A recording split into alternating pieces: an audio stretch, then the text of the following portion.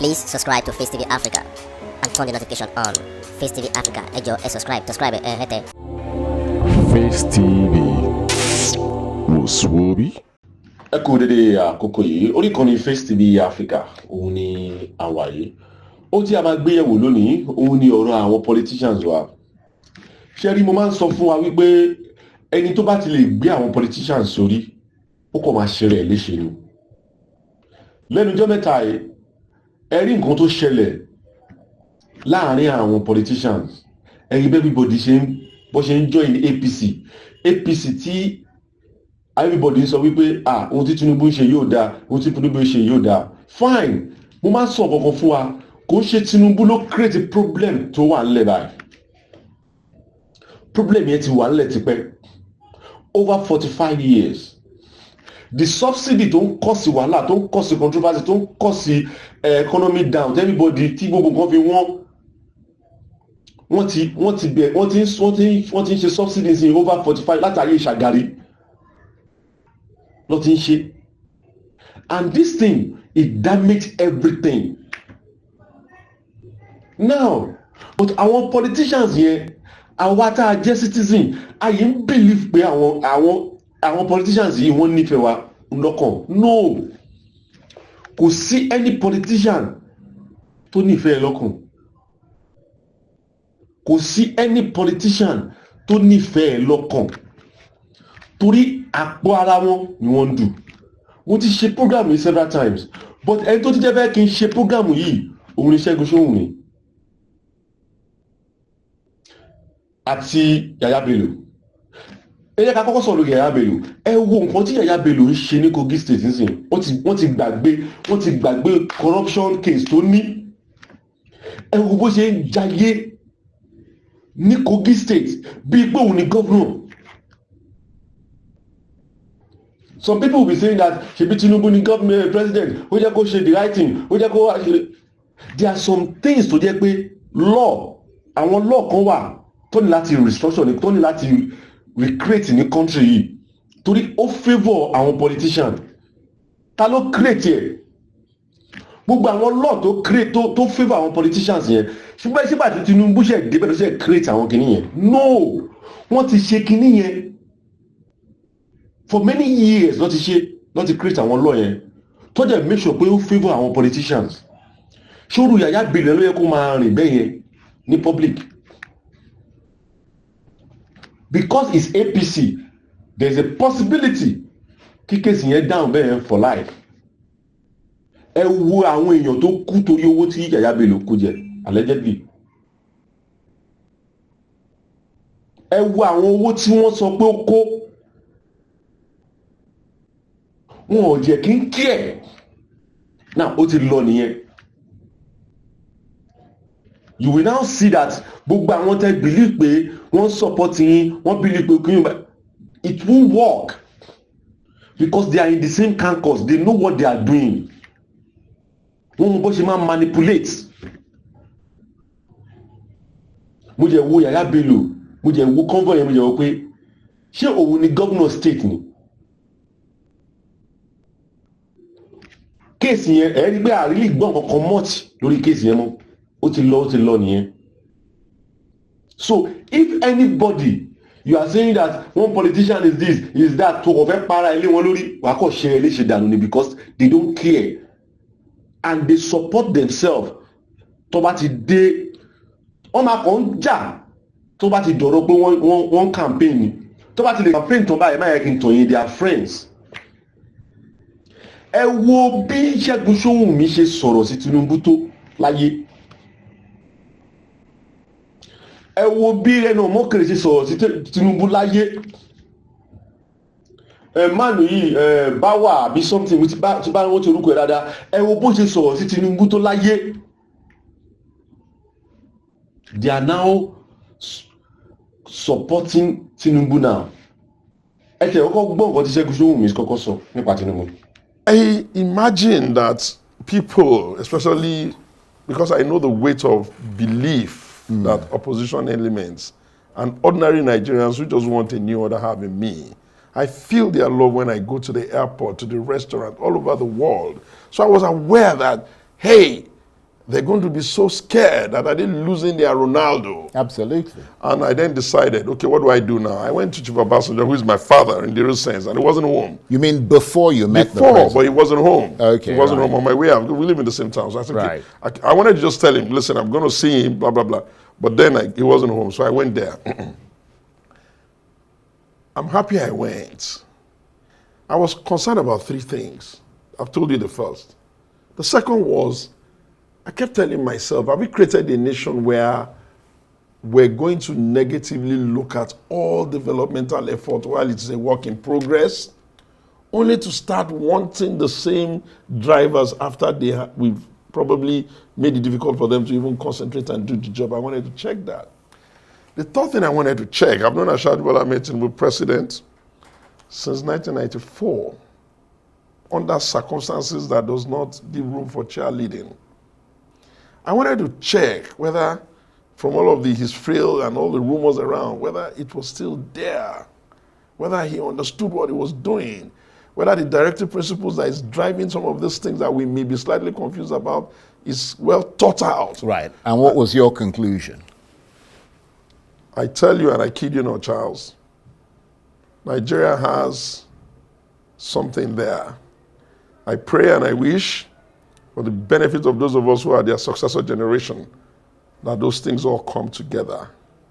Because I do not believe that if you look at the way the world is today, anyone would desire that the Nigerian nation continue to struggle with politics. He was a brilliant guy. So after 1 hour of conversation with him, you came to that ineluctable conclusion. Without a doubt. You know, Charles, when you told me to come for this interview, you know I don't have the script. I don't even know your prologue and all of that.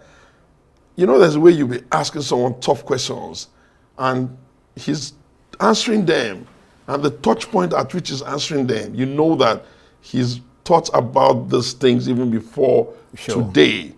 I used to do a program called The Lion's Den.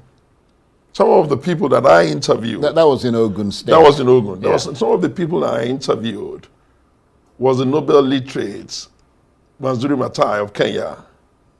I've done the very first professor of agric economics in Nigeria, Professor Olasukomi.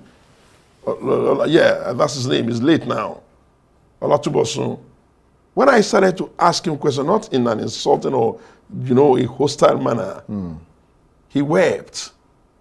I know how to do all sides of this conversation. When I ask the presidents the kinds of questions that you need to ask him, let me give you a few and tell you how he answered.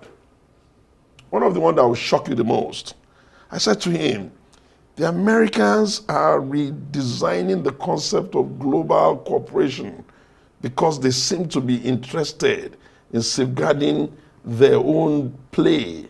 And that's going to obviously affect the entire arrangement of the world order.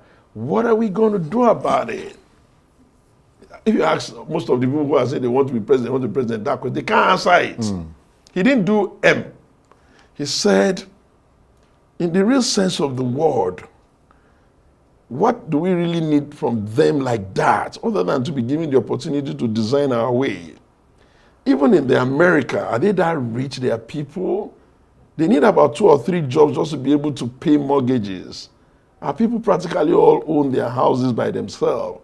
I'm trying to create a scenario here in Nigeria where they can have credit facilities too, and such kinds of opportunities that those who don't have a lot of money can also begin to do that. All we need to do is to make sure that within our own economy, there's enough robustness in the finance sector that people can access credit and do stuff. But he said that in his manifesto. Then. Listen, man, I'm not going to be reading his manifesto when I'm a PDP man. I'm telling you, and then I asked him... But you need to know what the competition is doing. No, please. We released our manifesto before theirs, and by the time they released their manifesto, I just thought, let me give you another one. That will make you know why I said it's quite brilliant. I asked him, I said, look, I'm concerned that our people in the north, they're just dying with all of this thing. A military officer has been head of state, they couldn't solve it. You are there now, the people are still dying, it's giving me sleepless nights. You know what he said? He didn't go, make buzzwords. He said, Segun, the thing is a little bit structural to deal with. I'm hoping that with all of the things we're doing with Kinetic and the emphasis, I'm encouraging them. I'm hoping that I can put forest guards there so that they can take over the area of the forest and it's not unmanned. Over and above that, anytime from now, I'm going to put the Nigerian police force to recruit 1,000 locals, integrate them into the Nigerian police force, train them and arm them, but deploy them in those areas where they come from. You see, I can't give you everything. That's the reason. Ẹ̀yin pé voice yí padà. Ohun ti yí padà lẹ́nu pé ó lọ visit Tinubu. Ohun sáré yí padà. Tinubu sáré jẹ́ sound president. Ọpọlọ sáré pé. So all of them, see, gbogbo wọn pátá ni.